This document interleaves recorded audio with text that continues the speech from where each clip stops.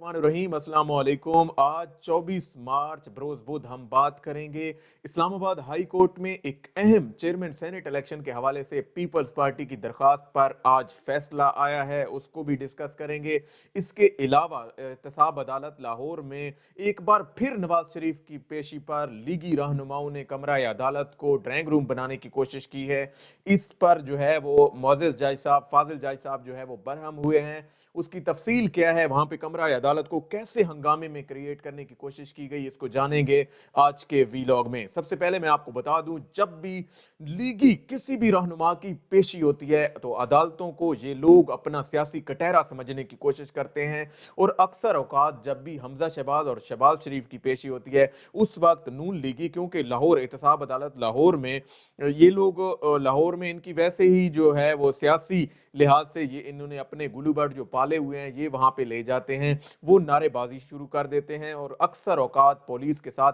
हाथापाई भी देखने आती है, शेलिंग भी होती है, डंडे भी चलते हैं। ये सारी सूरत हाल तो रहती ही है। इसके अलावा पिछली चंद पेशियों से मुसलसल ये देखने में आ रहा है कि जब भी शहबाज शरीफ कमरा अदालत में पहुंचते हैं उस वक्त लीगी गैर मुतल्लका लोग, प्राइवेट लोग जो है वो कमरा अदालत पहुंचना शुरू हो जाते हैं। आज भी जो है वो जब आशियाना हाउसिंग स्कीम, एक तो मैं आपको बता दूं कि ये शहबाज शरीफ के दौरे हुकूमत में एक ऐसा प्रोजेक्ट शुरू किया गया था जो इन्होंने रखा था कि कम आमदन वाले लोगों के लिए गवर्नमेंट के जो है वो रिहायशी मंसूबा था। ये फिरोजपुर रोड पे जो है वो पाक अरब स्कीम के अपोजिट साइड पे ये इन्होंने बनाया था। और इसको इन्होंने जो है वो आम लोगों को देना था, कम आमदन वाले लोगों को देना था। इन्होंने नाम तो उन लोगों का किया सरकारी ठेके अपनी कंपनियों को दे के। ये आशियाना हाउसिंग स्कीम में से अरबों रुपए इन्होंने हथिया लिए। आखिर इसकी वजूहात क्या हैं, इसको जो है वो कैसे इन्होंने किया, इस पर तो रेफरेंस दायर हो चुका है और इस पर नैब ने जो है वो इंक्वायरीज तकरीबन मुकम्मल कर ली हैं। अब एहतसाब अदालत लाहौर ने इस पर फैसला सुनाना है। आज भी जब इस केस के सिलसिले में शहबाज शरीफ वहां पे पहुंचे तो लीगी रहनुमाओं ने और लीगी कारकुनों ने कमरा अदालत में जो है वो हंगामा शुरू कर दिया, शोर शराबा। और दूसरा आप यहाँ पे नोट करें एक चीज कि एक तो जो करंट पेंडेमिक चल रहा है, कोरोना की तीसरी लहर, और बताया जाता है कि शहरों में इस वक्त इसकी सबसे संगीन सिचुएशन मौजूद है और हत्ता कि यहां तक स्कूल कॉलेजेस भी बंद होने जा रहे हैं। दूसरी जानिब जो है वो आप देखें कि कैसे ऑफिस में हाजिरी को आधा कर दिया गया है, स्टाफ को जो है वो हाफ कर दिया गया है। उस वहां एक तरफ ये सूरत हाल है, दूसरी तरफ इनकी पॉलिटिकल सिचुएशन देखें कि ये लोग अदालतों में अपने कारकुनों को साथ लेकर जाते हैं। आज जस्टिस जवादुल हसन साहब ने जो है वो कमरा अदालत में सिक्योरिटी ऑफिसर को तलब किया और उन्हें कहा कि इनको बाहर निकालें। इनकी जो है वहां पे दुर्गत बनाई गई, इनको बाहर निकाला गया और फिर इसकी जो है वो समाअत शुरू हुई। इसके बाद मैं आपको बता दूं, चेयरमैन सेनेट के हवाले से जो इलेक्शन हुआ था, सादिक सिंजरानी ने जो विन किया था, उस पर पीपल्स पार्टी को सबसे बड़ा इतराज था, क्योंकि पीपल्स पार्टी का यूसुफ रजा गिलानी को शिकस्त हुई थी। पीपल्स पार्टी इस मामले को इस्लामाबाद हाई कोर्ट लेकर गई थी और इस्लामाबाद हाई कोर्ट में ये मौक़िफ़ इख्तियार किया गया कि इस इलेक्शन में जो है वो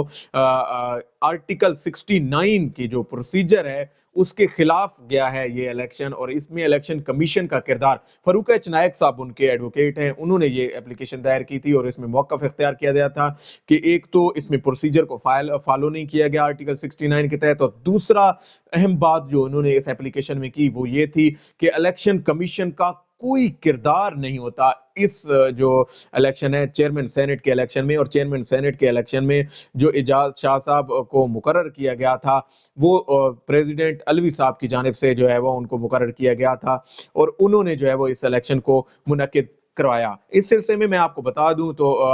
जस्टिस अतर मिनल्ला साहब ने जो है वो अपने रिमार्क्स दिए और आज इस पर जो है वो फैसला भी महफूज कर लिया गया। जब ये फैसला जारी होगा यकीनन तफसीलात सारी खुल के सामने आएंगी, लेकिन जो रिमार्क्स उन्होंने सामने रखे उससे बड़ी बातें जाहिर हो जाती हैं कि ये फैसला किस तरफ जो है वो जाने लगा है। फैसला कुछ भी हो सकता है, ये मामला जो है वो अंडर कोर्ट है, हम कुछ नहीं कह सकते। लेकिन ये बात मैं आपको बता दूं कि उन्होंने कहा कि जस्टिस अतर मिनल्ला साहब ने कहा कि ये अदालत जो है वो پارلیمنٹ پر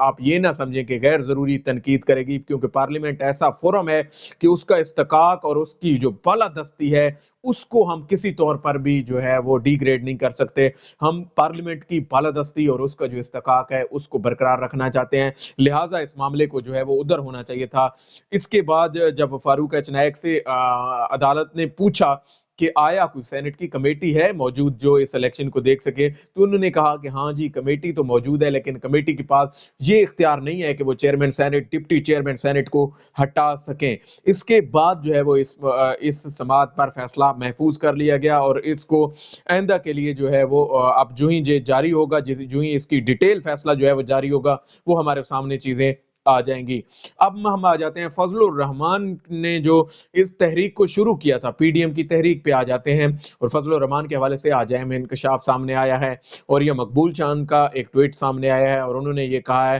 کہ فضل الرحمان کا 5 ارب روپے کا یہ سودا ہوا ہے کہ وہ کسی نہ کسی طرح چاہے کچھ بھی ہو جائے عمران خان حکومت کو گرانے کی کوشش کریں گے۔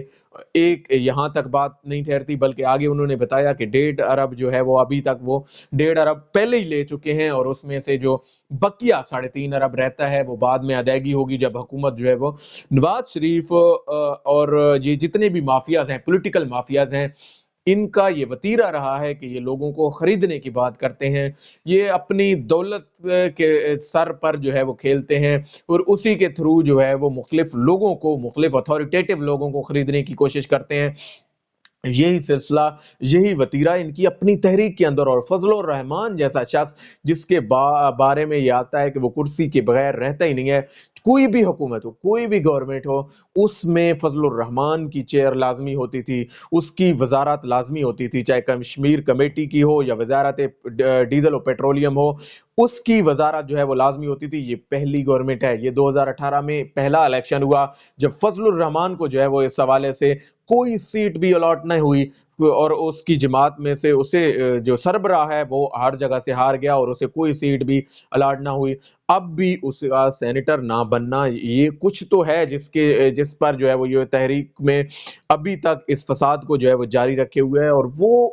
اگرچہ پی ڈی ایم میں ہر جگہ سے پیپلز پارٹی بھی پی ڈی ایم سے علیحدہ ہونے جا رہی ہے، دوسری جانب نون لیگ بھی اس میں وہ کردار ادا نہ کر سکی، لیکن فضل الرحمان ہے کہ وہ سما نہیں رہا، اس کی کوشش ہوتی ہے کسی نہ کسی طرح اس تحریک کو ایکٹیو رکھا جائے، اس میں جو ہے وہ جان ڈالی جا سکے، اسے دوبارہ سے جلسے جلوسوں اور ریلیز کی طرف لے کے جایا جائے۔ وجہ آخر کچھ تو تھی، وجہ یہی تھی کہ اس نے جو ہے وہ 5 ارب روپے میں یہ سودا کیا ہے، یہ پرچیزنگ کی ہے، اور اس 5 ارب میں سے 1.5 ارب وہ پہلے ہی لے چکا ہے، اور باقی کے لینے کے لیے جیسے شیخ رشید احمد نے کہا تھا کہ اس سارے فساد کی جو جڑ ہے وہ فضل الرحمان ہے، اور فضل الرحمان نے پوری کوشش کی، مولانا نے باقی لوگوں کو بھی ساتھ ملانے کی۔ آج بھی جب پیپلز پارٹی کے اختلافات سامنے آئے، ان کے ڈیفرنسز جب سامنے کھل کر سامنے آئے، اس وقت یہ لوگ گئے ہیں فضل الرحمان کے پاس، اور نون لیگ فضل الرحمان کے پاس گئی، اور آج بلاول نے بھی اپنی پارٹی کے دیگر جو سیکنڈ لائن کی ان کی لیڈرشپ ہے ان کو روک دیا ہے کہ آپ کسی قسم کی بیان بازی نہ کریں، تب تک نہ کریں جب تک جو ہے وہ پی ڈی ایم کی نیکسٹ اجلاس نہیں ہو جاتا۔ آج تک کے لیے اتنا ہی، اللہ پاک آپ کا حامی و ناصر ہو۔ پاکستان زندہ باد۔